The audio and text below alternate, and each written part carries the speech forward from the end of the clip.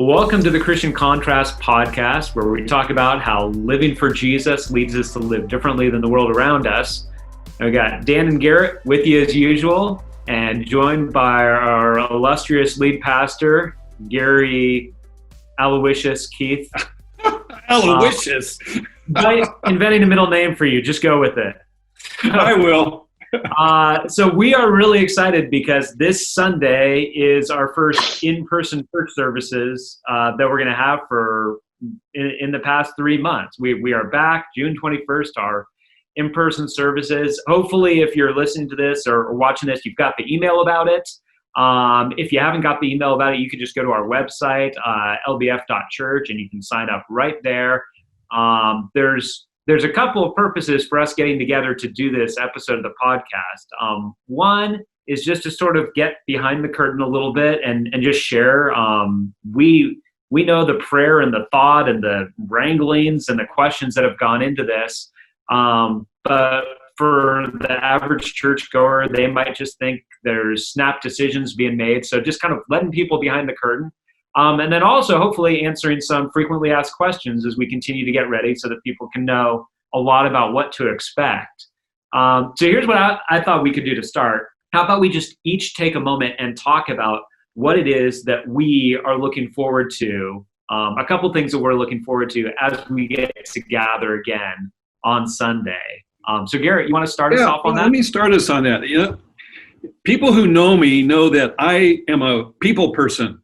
And I like to have relationship and friendship with people. I have really missed Sunday morning because to me, Sunday morning when we gather, and even the prep time before, meeting people outside in the lawn and other areas, that is a strong source of encouragement and connection with people. And so, this has felt like I've been in a drought of some sort with not being able to see people, and I like to touch people on the shoulder. I know, Dan, yesterday we were in the worship center, and I just I said, I'm looking forward to this, and put my hand on your shoulder. Gary, don't tell them. Don't tell them. It's like, oh no, I touched you, kind of thing. But this is what I'm looking forward to, and it's been a difficult past few months, just on me personally, because of that nature of who I am. So I'm looking forward to seeing some faces, and I'm looking forward to gathering and having some connection points, discussion, even if they are 6 feet apart. Still looking forward to be able to talk with people. Awesome. Yeah, I'm looking forward to connecting with people. I love the energy on Sunday morning. There's just a lot of excitement to be there, and Sunday's a big day for us. But I love worshiping. I love just corporate worship. It's been fun to worship online with my family, but it's not the same when you get everybody in a room together of different backgrounds and coming to the church for a different amount of time, and putting all those things aside and just giving God glory. It just really touches my heart, and it becomes my most significant connection point with God. And because that's not there, it's been kind of a challenge to on my own end, kind of spiritually recreate that connection point through Bible reading and worshiping, on YouTube in my living room. But to bring that connection point back in every week that I can worship God together as a church, I think will just help me feel even closer to God and reignite that connection. Yeah. I share a lot of similar things from what you guys shared. Like, even as an introvert, one of my favorite things about Sunday morning is between the services, just being outside. Yeah. And I feel like that it's exciting because there's always new people that I meet, or people that are at least new to me who come up and introduce themselves. But it's like, I feel like I could predict pretty well on the average Sunday. I'm like, before first service, I'm going to talk to Jim Donahue. I'm going to ask him how he's doing, and he's going to say better than I deserve. It's just something I look forward to it every time. Between first and second service, I'm going to go over and talk to Fernando Vargas and Don O'Connell, and we're all three going to make fun of each other and laugh and have a great time. There's people's kids that I'm going to get to see and high five. Like, those are all things that I long for. And so even coming back and knowing that it's not going to be 100% that, we are coming back with limitations because we're still trying to be sensitive to keeping the distance and all that. Just that interaction where we experience the the normal things of life together as a church family. It's like we all have families, and sometimes you have kind of formal family time where you're doing something. But a lot of the greatest family memories are when you're just sort of together doing the things of normal life. So I look forward to that, even in a, maybe a limited sense. And then for me, the other thing, and this relates to what you were saying, Garrett, I am profoundly grateful for what we've been able to do on YouTube and online. And, Garrett, you and Ryan have really been MVPs during this time. You guys have helped us do stuff that I don't know that we realized we could do. And so I'm grateful for that. But man, there's something powerful about the shared experience of all being in a room when something happens. And it's like, hey, you can take a truth from a sermon in your home the same way that you can, when we're all gathered together. But there is something about experiencing the work of God in community. And sometimes it's as simple as like something funny will happen in a service. And the fact that we were all there for it together, there's this sense of shared experience that bonds us more deeply. Sometimes really, and this is one of the most powerful things I feel like I experience, sometimes there's a moment of worship where you can just sense like God is doing something even over and above the norm right now. And it's not just in me, it's in this room. You can tell by the way people are responding. You can tell by the hands going up. You can tell there's real work of God happening. Or I'll look at, I want to say more names, but I won't. But there's a couple people that I'm often near during the music time. And when I look over to my right and I see their worship, and I know the pain and the trials in their lives, even just talking about it now almost moves me to tears because it's so powerful and it reminds me of God's faithfulness. So one of the things that I'm just excited about is I'm like, I don't know what it is. Some number of things are going to happen on Sunday that are going to be shared experiences of God's work, and we're all going to be there and we're all going to experience it at the same time. And that just gets me really excited. Even if I have to wear a mask and not give people hugs like I'm gonna want to, I'm excited about it. As hopefully you can hear. And we know, Gary, this is something I think you've done a really good job of talking about in the videos that you've put out. We're talking about this. We're trying to do this very much in the spirit of recognizing different church members are going to be at different places. Yeah. For us, we're super excited about this. For other people, they're going to feel not ready for this. You want to just speak to that a little bit in the spirit that we're trying to conduct ourselves in? Yeah, I think that we know there's an opportunity for us to gather. Restrictions have been lifted, and restrictions have been placed on us specifically about what it looks like to gather. And I think we want to be really kind of honor what it means to gather as God's people and try our best to offer something. I think when this first started, we didn't know the specific numbers. Maybe it was going to be outside, and then we were like, it's summer. How are we possibly going to worship outside at 10:30 and it's 90 degrees? And so we've tried our best to really accommodate what it looks like to get together. And that includes looking at the state guidelines, the ones that were given in early May, specifically for churches, kind of hoping that at this point, maybe it would be, there'd be additional restrictions lifted and we could worship in more of a holistic way, but those are still in place. But, like you said, this is not a decision that we made quickly. This is, in some senses, deeply technical to figure out chairs and cleaning. And as we talked about in the email and video, we're still doing the online service.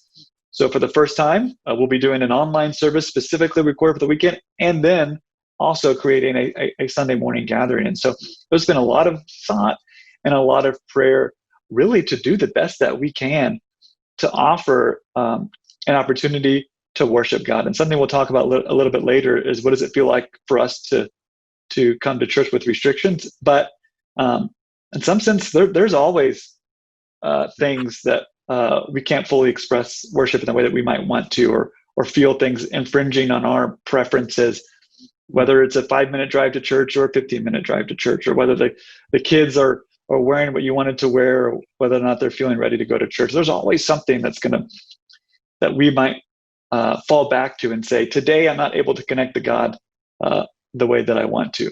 But whenever I think about that, man, I fully really connected with all the scriptures that talk about giving God glory even though there's trials. And in some sense, maybe it's not fully realized, but I feel connected to those that have had to worship God in less than ideal circumstances, that have had to worship God under persecution, in foreign places that they don't feel comfortable, and even worshiping God when their own personal safety was put on the line. So I think if we really think about our heart, that this is really about coming to worship God, not necessarily about what we'd like, what would be the ideal place, a way to come back. Hopefully we can still connect with the Holy Spirit and connect with others. Yeah. Can I add something to that too as well? I would just say that when this thing first started, my whole focus was on, well, what are we being told to do? What can't we do? And struggling with my own attitude in the midst of that. Where I'm at today is just simply this. There's a real virus out there, and we are doing things that are not what we've done in the past. This is all new. We've been blessed in the years past to have freedoms to worship and do what we want to do. And so we're now in a time where with this real virus, it's really challenged me in my heart to go from, oh, look what they're telling us we can and can't do, to what does my heart of love say I should be doing so I care for my brother and sister in the Lord and I care for other people. I remember, first time I went into Lowe's with a mask on, and I hated putting it on. I don't really like it. But I started walking around and I saw everyone had these masks on, and I go, I need to do this not just for my sake, but for the sake of other people. And I think even though the conditions will be a little bit different, my heart says, can we gather with the understanding that we can still love each other, care for each other. Let's make others priority than us. And that's been kind of a heart change for me over these 3 months. And this is where I'm at today. I look forward to gathering together and the conditions become to me less critical because I have the opportunity to be together.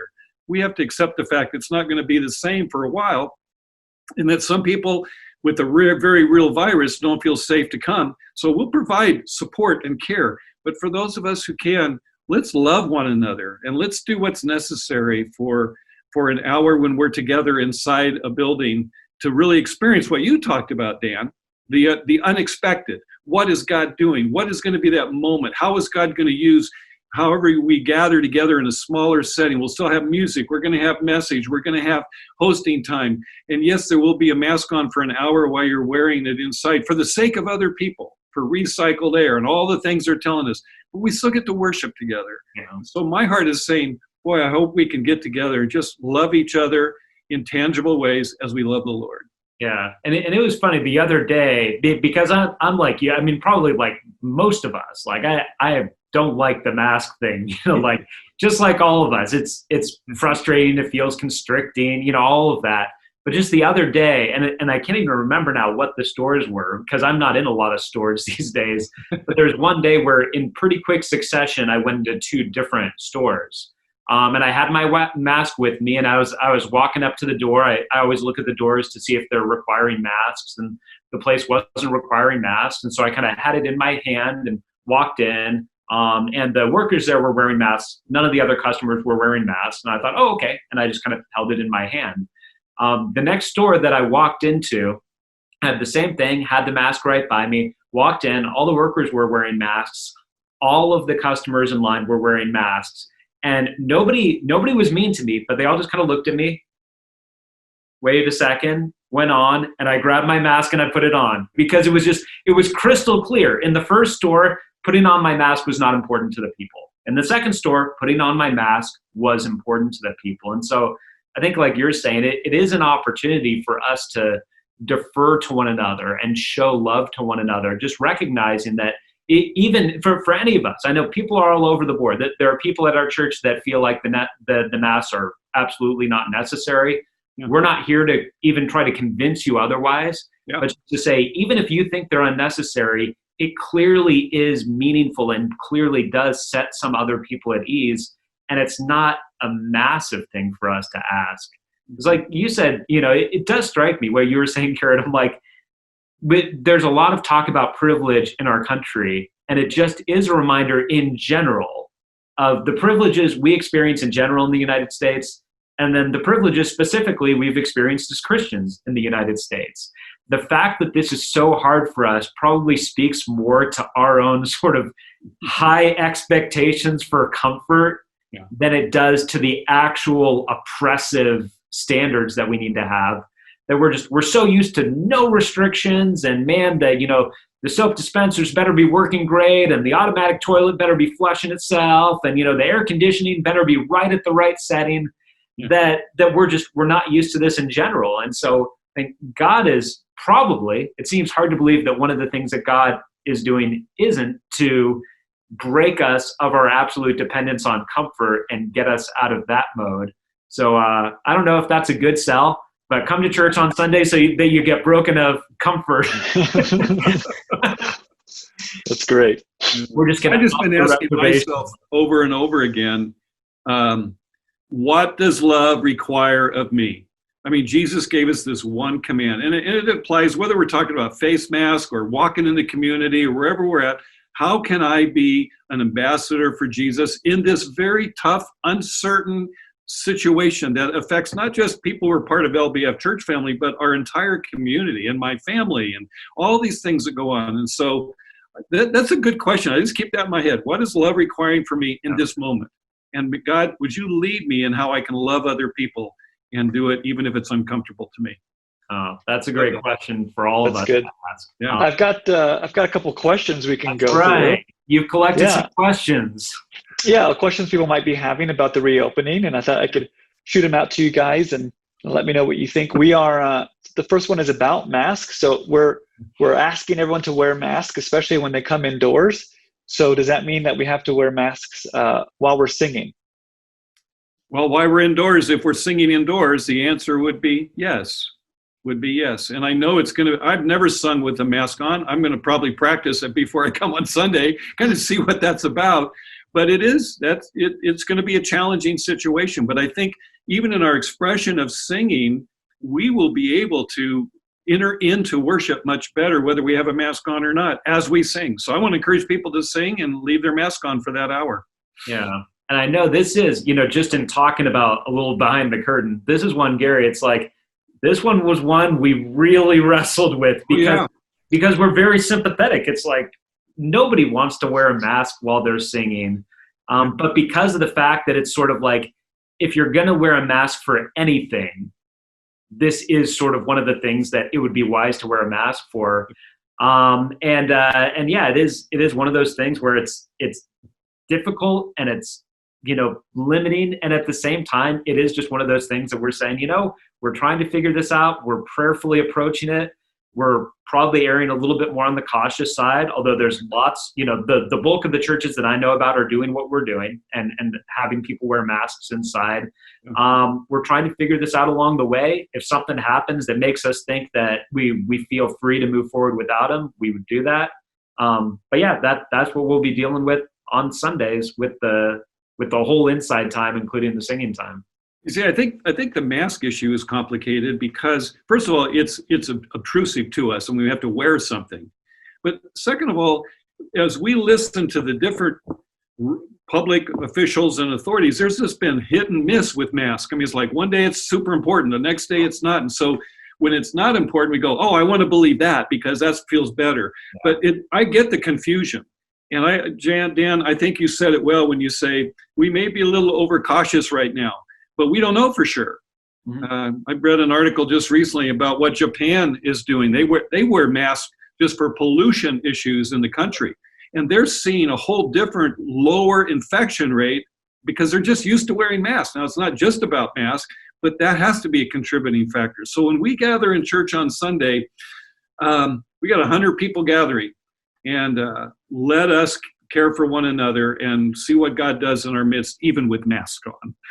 I'm looking forward to how He's going to surprise me on this Sunday when I'm just doing something that's totally uncomfortable and out of the ordinary. Sure. All right. What else you got for us? A couple questions about what is open and what is not. We've got questions about the coffee house, the cry room, all the restrooms around campus. Specifically, what is open for people to enter in and what is closed? Yeah. I think the key answer to that is the cry room will be open and the restrooms will be open, but we want, while you're in there, to maintain social distancing, because that seems to be something that has consistently been a help to not spread the virus. So however, whatever that distance is, and that would be good. So yes, the cry room will be open. You'll be able to hear the message. You'll be able to see through all that goes on and see the actual stage. And restrooms, they're going to be open, but I probably need to keep an idea of how many people are in there. You know, suggestions have been, well, have no more than 2 in the restroom at a time, because they're small, little enclosed areas. So we're not going to have monitors there saying, hey, we got 2 in, you can't come in. We're just going to have a sign that says, let us just remind you, we're going to treat people like adults and say, just be aware of this and be careful of your fellow churchgoer. And the coffee house, though, and the donuts, we're not going to open those right now. The whole issue of serving food and all the things, it's not in our wheelhouse right now to do. Does that answer all of them, or did I miss one? Anybody, you want to add anything to that, Dan? No, I think you covered that well. It is the whole thing where it's like, you know, it's going to be different for a while. And this may just be, I know one of the things you said in the video you did, Gary, was just every week we're going to be talking about this as a staff, which we have been for a long time. Every week we're going to be reassessing. After this Sunday, who knows what we'll learn this Sunday when we gather, probably a lot that we'll come back and talk about and try to figure out for the future. So we're trying to figure this out. And for anybody listening, I hope you can just hear our hearts in this of saying, we are not coming out with this plan claiming that this is clearly the right way for any church to do this. But this has been thought through and prayed through, and we're more than happy to adjust as we continue to get more information and figure out how to do this. And so just as we're all trying to be flexible with what's going on, just ask for our church members, please believe that these are decisions that come through prayer and thought and discussion and even sometimes arguments back and forth and trying to get to the best answer. And then that all of us would be willing to defer, to be flexible, to think about others and how it's impacting them, and just to be patient as we continue to figure this out. Good word, Dan. I love what you said. Good word. That's great. A couple families say since Disneyland is closed, they're hoping the shuttle is open because their kids love to ride the shuttle with no seatbelt. So I don't know if we have an update for them. Well, you know, with 100 people on the campus at a time, we won't be having a parking issue with too many cars and not enough spots. So we're not going to be opening the shuttle immediately. Probably not until there's a need, would be my take. There's also all sorts of sanitation things that we would want to put into place for each service, and we haven't figured any of that out yet and how best to do that in an expeditious way like we have for the worship center. So no need yet from what we can see, except people, I know their kids love that. And you can still get coupons for donuts with DT Donuts if you text to donut to our texting number. So you can still have the donuts after you leave church, but the shuttles are not going to be operating for a while. Yeah. Last question. So do we have to exit, go home right after the service we attend? Can we stay and mingle? Can kids play on the lawn? Or are we hoping people exit so we can clean the campus? I'm jumping in on these, but it's up to you whether you want to stay and mingle or not. Again, you know, we've kind of been ingrained with this social distancing type of thing. Outdoors, we're not asking you to wear masks. So once the service is over, it's up to you whether you want to, whatever your safety level is that you want to do personally, that's up to you. I think social distancing or physical distancing, some call it, is really the key thing. And so if you guys want to hang out for a while and talk with somebody, and I'm sure you're going to want to, I know I'm going to want to do that too. It's up to you guys. If you want your kids to run around on the grass, that's up to you. Take up whatever you want to feel comfortable with as a parent to do. Yeah, and I think part of it, even built into your question, Garrett, it is going to help us for people to leave the worship center. Just because there is some turnaround cleaning and preparation that we're going to do between services, which, you know, in some ways is not new. It used to be something that we do on a small scale, pick up coffee cups that were left on the ground, but there's more involved with it now. So it is going to help if people kind of in a relatively timely manner, go ahead and head outside. But just as you were saying, Gary, we don't have the shuttle going because we don't have a parking issue. And because of our limited capacity, I know one of the things we always wrestled with is we're like, well, we want people to stay around and talk. And at the same time, when they stay around and talk, it makes it harder for the next service. We don't need to worry about any of that. We're all fine. And so it is one of the things that I look forward to, of just seeing people hang out and say, oh gosh, I haven't seen you in a while. So I look forward to that. I hope that there are some families that come, even though we don't have the Life Kids going. I always love when kids are in the service. So I love the thought of that, and love the thought of some kids running around and parents desperately trying to get them to social distance and watching that circus unfold. I don't know if that's mean of me, but I love the thought of that kind of energy on our campus. Yeah. That's all I got. People can definitely ask questions in the comments below, and we'll take a look at it and try our best to answer everyone's questions. Yeah. And a lot of it probably will just be a lot of us just having grace and patience with each other and just believing the best about each other, which, goes back to Scripture. The whole idea of Romans. In fact, I encourage you, before you come on Sunday, if you're listening to this, before you come on Sunday, read Romans chapter 14 and the first part of Romans chapter 15. Like if you read from 14:1 to about 15:13, it will not be hard for you to see how that passage is incredibly applicable. It's about when Christians disagree on debatable matters and the way that we're supposed to treat each other, and not condemning those that are feeling like they have a little bit more liberty, and not despising those that feel like they have a little bit less liberty. And to me, it's been one of the most relevant passages to how we treat one another during this season of time. And maybe that's a good transition to how I'd like for us to do the last part of this discussion, is just to say, I know, all of our elders, all of our staff, probably many of our church members have been in prayer about how God is at work in our church, not just with the reopening, but just what is it that God has for us during this really strange season. So let's just kind of go around, and each of us can share one or just some of the prayers that we have for the way that we're hoping that God works in our church through the reopening, but also just through this really strange season. Yeah, I'll start. I mean, I really pray that we do learn something from this.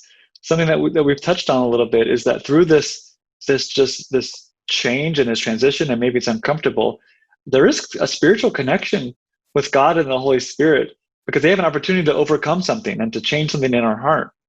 I'll never forget a couple of years ago, I was visiting an intervarsity gathering at Cal State Fullerton, and they were leading worship, and they sang a song in English, and then they sang a song in Spanish, which I barely know, but I'd done, even our church I was in, maybe every couple of months we'd sing a song in Spanish.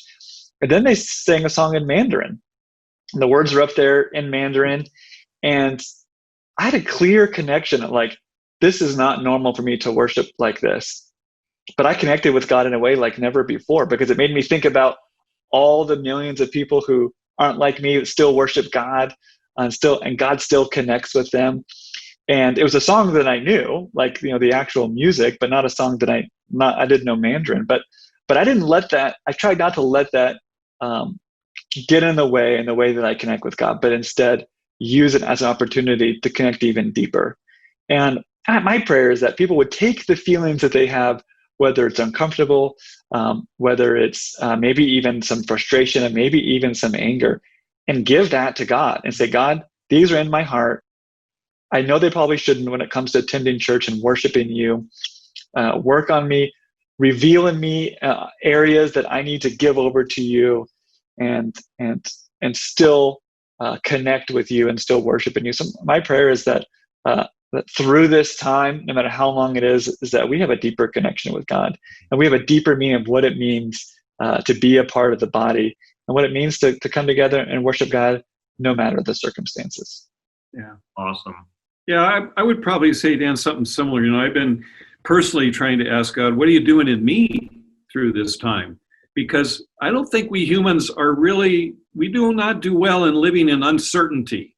We like certain stuff. We like to know what's coming next. And when we live in this uncertainty or this kind of up and down kind of thing with this whole, as our people are trying to figure out what is this virus, how does it affect us, it has pointed me, and maybe I'm saying the same thing you are, Garrett, only a little different, is that it's pointed me to learn deeper ways to trust in God and allow Him to have the control of my heart and my life in these uncertain times, and learn how to live in some uncertainty, or even in this disruptive time that we are in.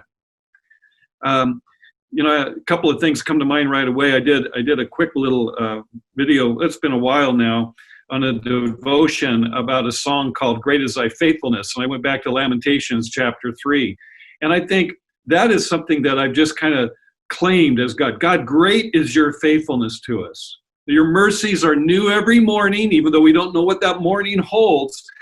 Great are you for us. And the verses talk about one of the things about Jesus and his provision for us through his death on the cross. But we have the Holy Spirit in us, and this deeper connection with God is really essential.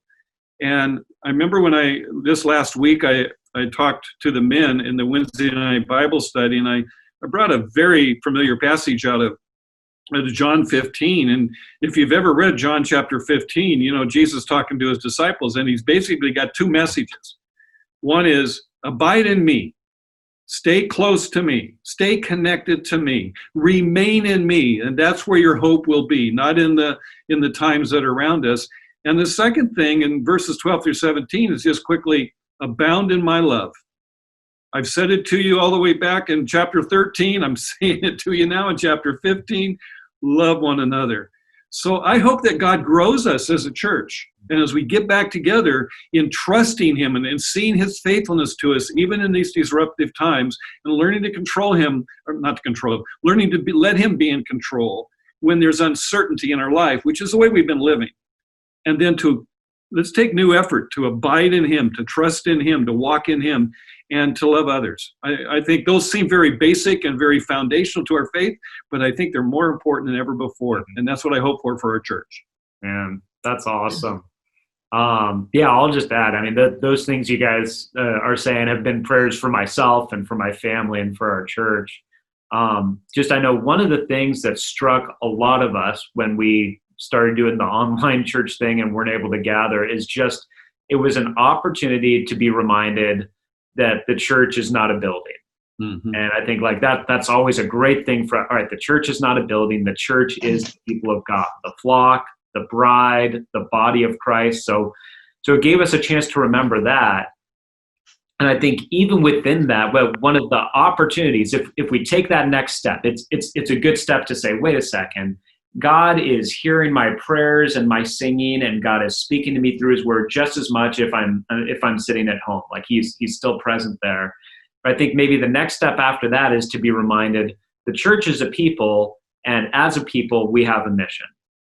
And our mission is not to make sure that we can gather in a place and sing the songs that most make me happy, hear a message that most speaks to my most pressing felt needs, and is in an environment that is most aesthetically pleasing to me. That is not the mission of the church. The mission of the church is the Great Commission. It is to make disciples of all nations, baptizing them in the name of the Father, the Son, and the Holy Spirit, teaching them to obey everything that Jesus has commanded us.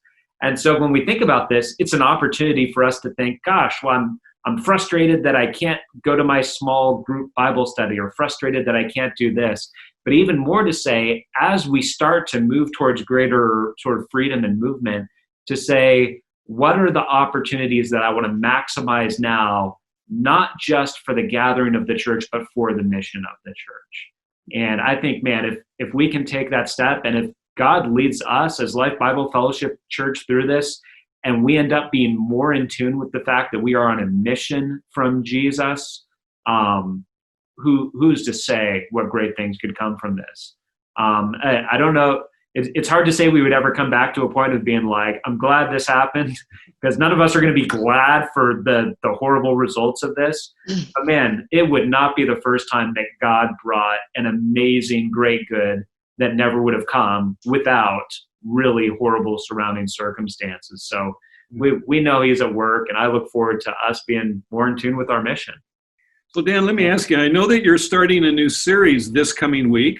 Would you mind giving us a little clue on, I mean, it's going to come in a couple of days. You got a 3-week series plan. You're leaving Samuel for a little bit. Tell us what we can expect and how that might fit into what our hope is. No, I'm glad you said that. So we are taking a 3-week break from 1 Samuel. We're going to be back there soon. I've loved going through that story and feel like it's very relevant to our world right now. But we're going to take a 3-week break just because we kind of wanted to mark the fact that this is a new stage for our church, even though not everybody will be regathering. So it'll be the same message both in the online service and in the live service or the in-person service. And it's a 3-week series called Finally Free. And almost playing a little bit with the idea of like, finally, we're free to come back and meet again. Yeah. But in a greater sense, saying the freedom that Jesus gives us through the gospel is much more profound than any freedom that we're longing for right now. And it also relates to what I believe are 3 things that are probably near the center of messages that God has for us as his church.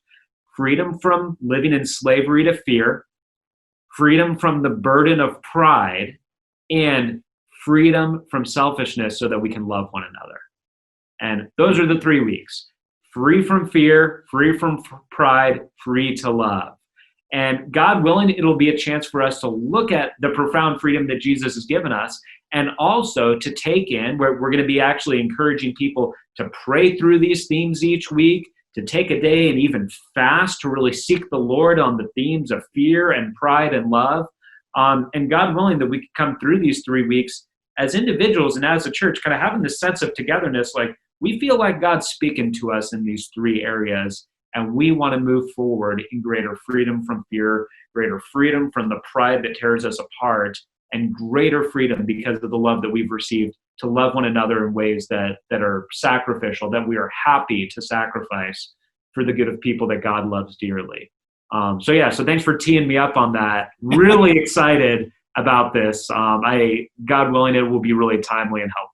So let me tee Garrett up on something. Garrett, you had us think through a theme. You know, we've been doing these LBF dailies several times throughout the week, and I know that we're refocusing some of those dailies a couple of times a week to connect with additional thoughts about these 3 sessions. Do you want to add anything to that, or how people can connect with those LBF dailies if they haven't?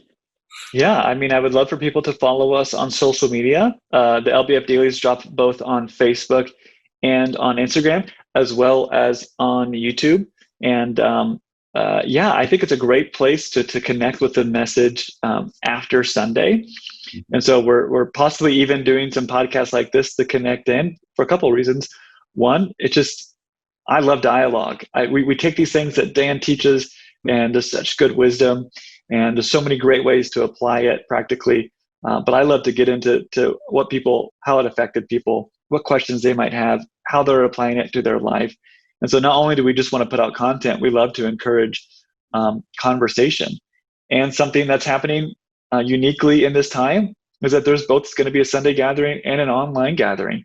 And we want people to be able to interact with the messages and the word online, no matter how they attend. So they may have watched it online, they may have watched it in person, but there's an opportunity online to watch another message from a pastor or to watch a podcast and to dialogue about it. So we can feel even more connected no matter how we're able to attend church right now. We're still part of the same body and the same community, and there's still opportunities to connect over the teaching online. Thank you, Garrett. Yeah. Awesome. Well, Gary, maybe before we close off this podcast, we want to give you as our illustrious leader the final word here. Anything that you would just like to say as just kind of a message to our congregation as we get ready for Sunday? I just want to say how wonderfully grateful I am to technology, who has carried us through this particular season of time and has kept us connected at some measure. It has been different. And I also have just been so thankful for the many emails of support that have come. These have been challenging times. And I want you to know, as we've been living through this, we've been working as a team along with the elder board. And so as you make your own independent decision about whether it's time to come or you need to wait, we want to support that as a LBF church staff and elder board, and believe that we are going to do all we can to keep us meeting together and connected, and look forward to that day when COVID is behind us in some way and we can be back and all of us come together again. And until that day, you have a commitment from us to do our best to move us forward with our mission of passionately pursuing life in Jesus. So thank you for being part of this church family and for the love you've shared with us, and we look forward to the future together. Awesome. Well, thanks, guys. I loved this. Thanks to anybody watching or listening. Hope that you found this really helpful and upbuilding. And as Garrett mentioned earlier, that this is not the only time we do this. We have other podcasts, and you can download them on YouTube, or you can watch them on YouTube. You can download them on iTunes. And also, as Garrett mentioned, there may be questions or thoughts that have come up. Feel free to post those in the comment section, and we'll be happy to try to get back to those and just help everybody have as much information as possible and know what's going on. So thanks, guys, and we'll look forward to the next time that we're all together. Thank you, Dan. Bye.